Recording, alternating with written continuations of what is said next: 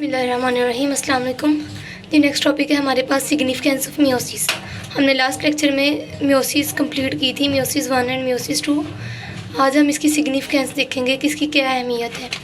तो इसकी अहमियत को किसने पॉइंट आउट किया था? इन 1890 में एक जर्मन बायोलॉजिस्ट थे अगस्ट वेजमैन, उन्होंने इसकी इंपॉर्टेंस को पॉइंट आउट किया। उन्होंने बोला कि इसके दो मेन फंक्शंस हैं, दो मेन इंपॉर्टेंस है, कौन सी हैं? एक तो ये कि उन्होंने नंबर ऑफ़ क्रोमोसोम्स होता है वो नेक्स्ट जनरेशन में मेंटेन रखना होता है, और दूसरा इन्होंने नेक्स्ट जनरेशन में वेरिएशंस लानी होती हैं।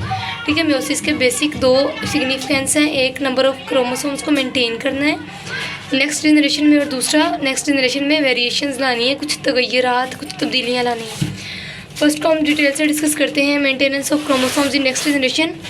तो जो नेक्स्ट जनरेशन बन रही है, जाइगोट बन रहा है, वो किस वजह से बन रहा है? मियोसिस की वजह से। तो मियोसिस जो है एसेंशियल है किस लिए? सेक्सुअल रिप्रोडक्शन के लिए। ठीक है, जो फर्टिलाइजेशन हुई है स्पर्म और एग की, वो सेक्सुअल रिप्रोडक्शन है। ह्यूमन्स में अब और तरह से होगी और प्लांट्स में ये जो और तरह से होगी। ह्यूमन्स में जो जर्म लाइन सेल्स हैं वो अंडरगो होते हैं मियोसिस के। ठीक है, गेमीट्स अब क्या है? मेल और फीमेल। जो गेमीट्स हैं स्पर्म और एग, वो दोनों मिलते हैं, फ्यूज़ होते हैं और क्या बना देते हैं? एक डिप्लॉयड जाइगोट बना देते हैं। लेकिन जो प्लांट्स है, प्लांट्स की जो लाइफ साइकिल है वो अल्टरनेशन शो करवाता है। इस अल्टरनेशन को हम क्या बोलते हैं? ये प्लांट की अल्टरनेशन ऑफ जनरेशन है। अल्टरनेशन ऑफ जनरेशन का क्या मतलब है? कि बदल कर आना।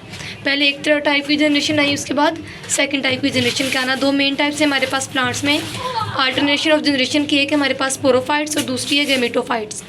स्पोरोफाइट्स जो होते हैं वे डिप्लॉयड होते हैं, इनमें मियोसिस होती है और स्पोर्स बन जाते हैं। जो स्पोर्स बनते हैं इनको हम बोल देते हैं ये स्पोरोफाइट हुई है। ठीक है, स्पोर्स होते हैं वो हैप्लॉयड होते हैं, इनमें क्रोमोसोम नंबर हाफ रह जाते हैं। देन इसमें माइटोसिस होती है, माइटोसिस के बाद जो है जर्मिनेशन होती है। जो जर्मिनेशन हुई उसमें माइटोसिस का प्रोसेस हुआ और उससे क्या बन गए? गेमीट्स बन गए। इसको हमने कह दिया ये गेमिटोफाइट जनरेशन है प्लांट की। ठीक है, इसके बाद जो हमारे पास सेकंड है वो है production of variations in next generation. को जो नेक्स्ट जनरेशन है इसमें हमने कुछ वेरिएशंस लानी है, कुछ तब्दीलियाँ लानी है। ठीक है, इसकी एग्जांपल हम ले लेते हैं कि हम अगर घर में 4 या 5 बहन भाई हैं तो हम सारे के सारे अपने मामा बाबा जैसे क्यों नहीं हैं? ठीक है, हमारी सबकी जो शक्ल है एक दूसरे से मुख्तलिफ है, आदतें मुख्तलिफ हैं, तो ये क्या हुआ? ये वेरिएशन आ गए। ठीक है, जहाँ पे क्रॉसिंग ओवर हुई, जब क्रोमोसोम्स ने अपने सेगमेंट एक्सचेंज किए, हमेशा same chromosome same segment exchange नहीं करेगा, तो वो डिफरेंट टाइप के जो सेगमेंट्स हैं वो चेंज करे थे, जिसकी वजह से वेरिएशंस आ जाती हैं। हमारी कैरेक्टरिस्टिक्स हमारे बाकी बहन भाइयों से चेंज हो सकती हैं। द क्रोमोसोम जो होता है वो क्या होता है? हर क्रोमोसोम जो पेयर होता है क्रोमोसोम का ईच पेरेंट से, वो क्रॉसिंग ओवर करता है। ठीक है, हमने पढ़े थे ना होमोलोगस क्रोमोसोम। होमोलोगस क्रोमोसोम जो होंगे एक मदर का और एक फादर का, वो आपस में क्रॉसिंग ओवर करेंगे और जो डॉटर सेल होगा उसमें जेनेटिक वेरिएशंस आ जाएंगे। इन्हीं में नेक्स्ट हमारे पास टॉपिक है एरर्स इन मियोसिस। मियोसिस में अगर एरर्स आ जाए तो क्या होगा? ठीक है, जब एनाफेज में हम अलग कर रहे होते हैं दोनों चीज़ों को, दो क्रोमोसोम्स जिनको हमने कॉपी करवाया तो उनको अलग अलग करते हैं, तो वो क्या होता है उसमें अगर सेपरेशन गलत हो जाए। एनाफेज 1 में हम क्रोमोसोम्स को अलग करते हैं, लेकिन जो एनाफेज 2 है इसमें हम सिस्टर क्रोमेटिड्स को सेपरेट करते हैं। ये जो सेपरेशन हुई है, ये अलहदगी हुई है, इसको हमने कह दिया डिस्जंक्शन। अगर तो ये बिल्कुल ठीक नॉर्मल से डिस्जंक्शन हो जाती है, इन दोनों की अलहदगी हो जाती है, दोनों एक दूसरे से अलग हो जाते हैं, तो हम इसको कहते हैं ये डिस्जंक्शन हो गया, इनकी अलहदगी हो गई है।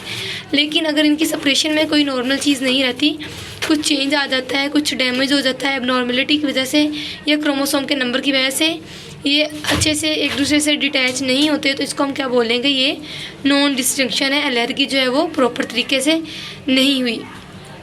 ठीक है, ये नॉन डिस्टिंक्शन है, इसका क्या हमें नुकसान होता है, इसका क्या डिसएडवांटेज होता है? ये होता है कि जो नेक्स्ट जनरेशन इसमें क्रोमोसोम्स के नंबर जा रहे हैं वो कम हो सकते हैं या फिर ज़्यादा हो सकते हैं।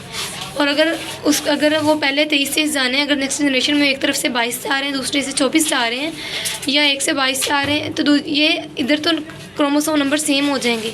लेकिन जो नेक्स्ट जनरेशन होगी वो 22 वाली 23 के साथ करेगी, तो अब नॉर्मलिटी आ जाएगी, क्रोमोसोम का नंबर जो है वो या 45 हो जाएगा, या 47 हो जाएगा, 48 हो जाएगा।